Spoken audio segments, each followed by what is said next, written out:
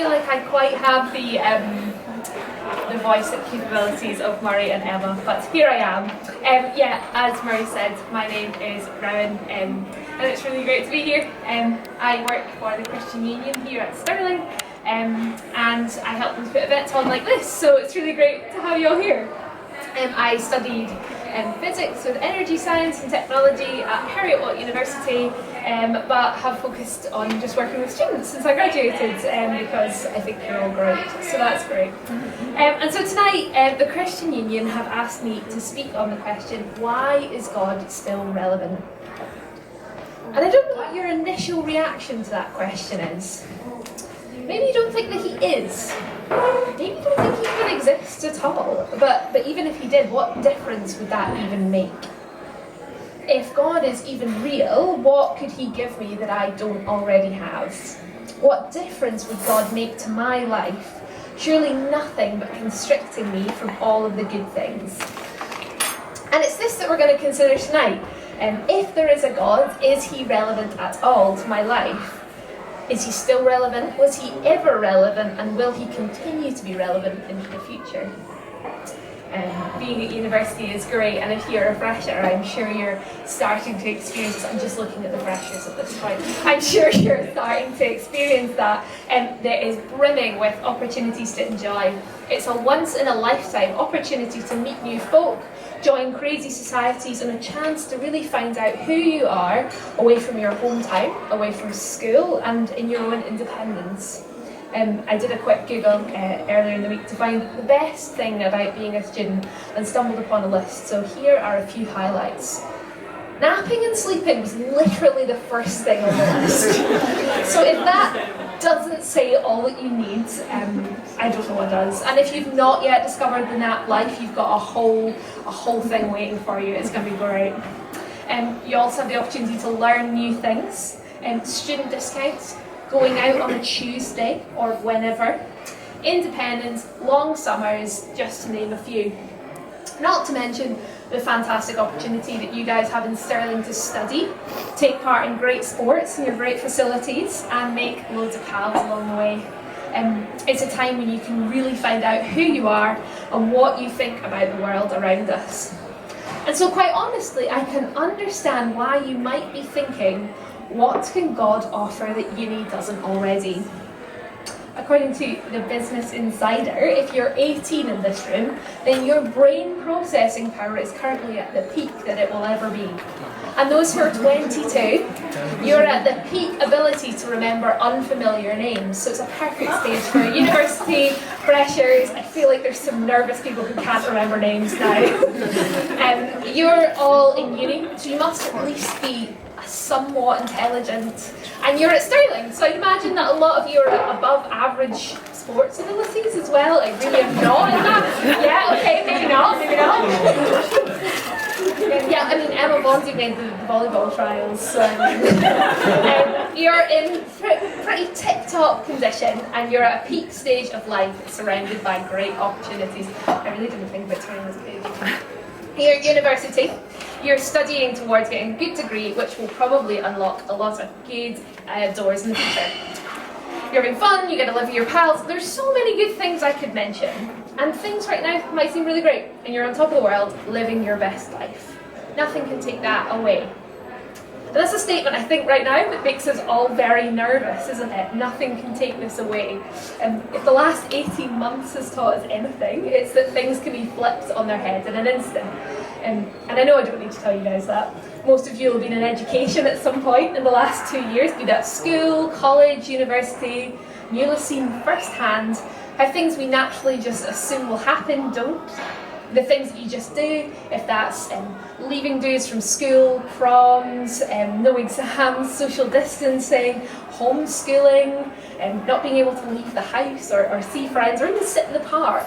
And I know this as well. I was a bride in 2020, so like you guys, things that we just assume will happen, the way that we plan them or the way we assume, they just don't. And it was different and unpredictable. The word we've now all learned by force, it was unprecedented. Everything was entirely flipped on its head in an instant. All of the natural and normal things that we just assume will happen didn't. Over a year of no hugs, social distancing, questioning who to see and when and whether they'll give us COVID if we do, getting sick, plans cancelled, but also a year of not being able to enjoy things that might be really normal in our lives. We weren't, we weren't out clubbing, maybe that's something lots of you have missed. We were restricting sports, just everyday things that form a huge part of who we are was just cut out. And how's that left us feeling? Do we feel like the peak condition, tip-top form I was talking about at the start? Well, maybe we do. But if you're anything like me, under the veneer is a feeling of insecurity, doubt, isolation, and just a little bit shaky.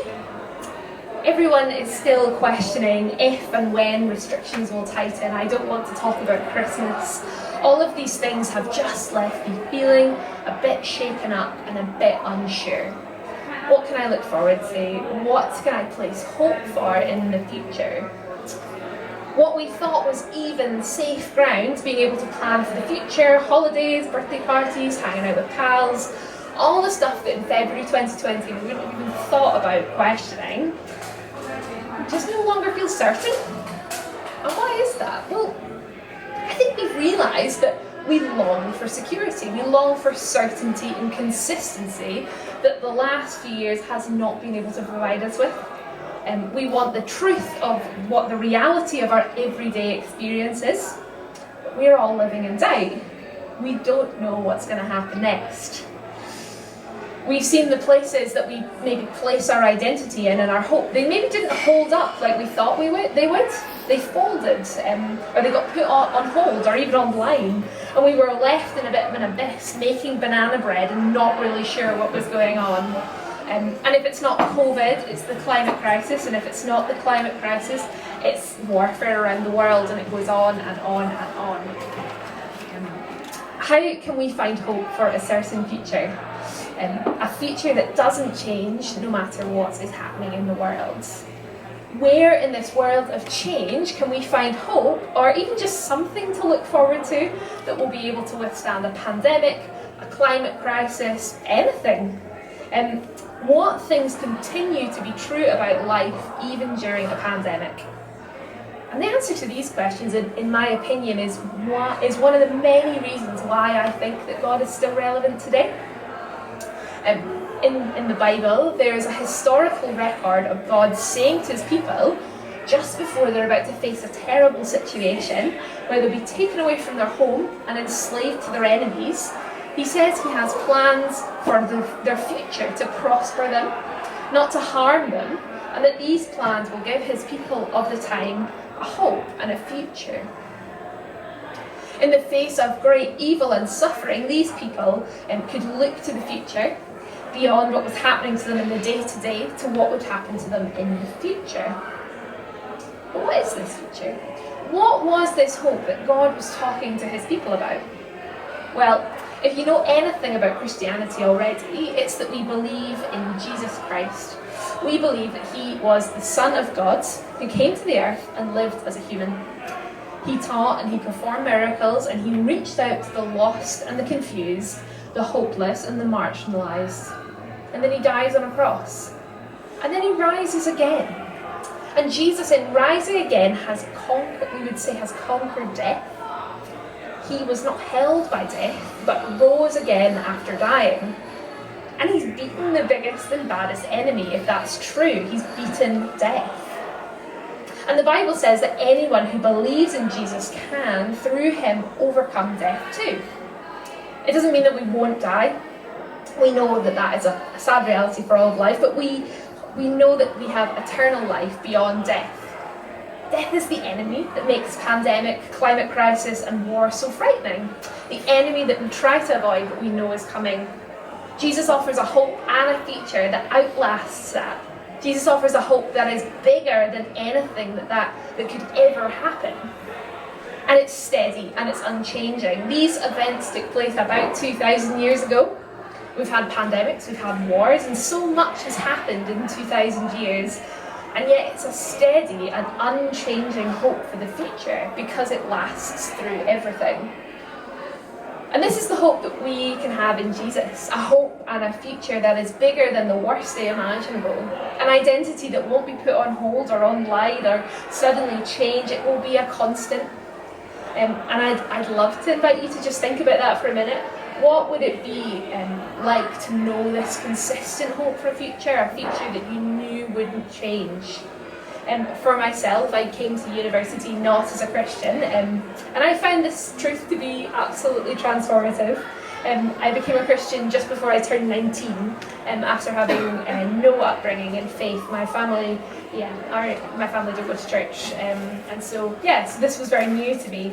And I just found this so amazing. There was someone who offered unchanging truth about my life. I could know that no matter what I faced in life, I knew that there was a certain hope, a certain future, and there was hope in that future. It saved me from much of the fretting and identity crisis that I so often suffered from. My life was like, and this is the most nerdy physicist ever, my life was literally like a sine wave. I don't know if any of you remember that. They go like that. So it was like up and down and up and down and up and down. You can take the girl out of physics, I mean, come on. And it just went up and down, up and down. There was no certainty at all, with no lasting truth. It was just uncertainty to uncertainty to uncertainty. And I found that the truth that I found in the Bible showed me a future that was certain and was hopeful. And maybe you're here tonight and you've never heard about this hope of the Bible that I've been speaking about, or maybe you think something I've said tonight's really struck a chord with you. I'd love to encourage you not to squash that down, but come and chat to myself, or chat to someone around your table, chat to one of the hosts, or anyone that you know that's in the CU. Ask them about the hope that they have, and I know they'd love to chat to you about it. Maybe you don't think what I've said has any bearing on real life, and that's totally okay. Can I just encourage you to think about steady, unchanging hope for the future? What is it that you place your hope in? And seriously think about whether that hope can outlast all that life might throw at you. And please, if you do have any questions or just things that you want to air that you don't agree with me, come and ask me, or chat to someone in the CU. I'll be hanging about. I'm the Americans plus Rowan, if you didn't guess that, and would love to chat to you. And finally, if you want to know a little bit more about who this Jesus is, we have books on your table called Uncover. I don't know if this mic is stretched, they're there. Which is an account of Jesus' life found in the Bible. Maybe you'd like to read that through with a Christian, to ask your questions to them as you look into who the Bible claims Jesus to be. There'll be a bit more information, I think, about how to do that later on. Do just air any questions, come and chat to me, chat to anybody. And thanks so much for coming. I think we're going to go back to round 3.